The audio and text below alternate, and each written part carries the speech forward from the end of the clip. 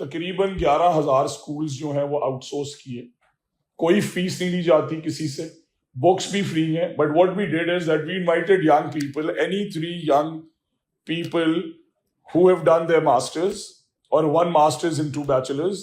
They can take over a government school. While they had the intent, they have the education, they didn't have the resources. गरीब आदमी की बेटी थी.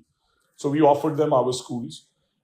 And this has been the best initiative that has been done in education so far.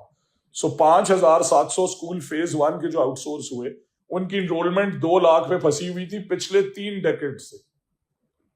1,97,000, 2 lakh 5,000. Teachers कितने हैं? 600 school में teachers ही नहीं है और कई हजार में एक टीचर है.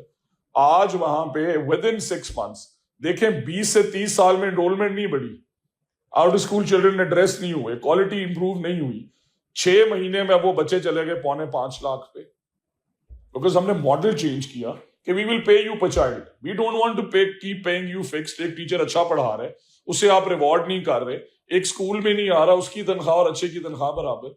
फिर दूसरी बात की ऑब्जर्वेशन होती है, बट वो ये होती है कि स्कूल कैसा दिख रहा है. बट बात ये नहीं है, बात ये जो आपने की है कि उसकी पेडागॉजी कैसी है, सब्जेक्ट नॉलेज क्या है, क्लासरूम ऑब्जर्वेशन टूल्स को कौन देख रहा है, कि क्लासरूम कैसा चल रहा है, वो ट्रांसलेट कितना कर पा रहा है बच्चों के अंदर.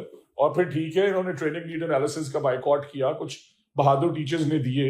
आप बच्चों को टेस्ट करें ना, लेकिन टीचर की रिफ्लेक्शन उसके बच्चे.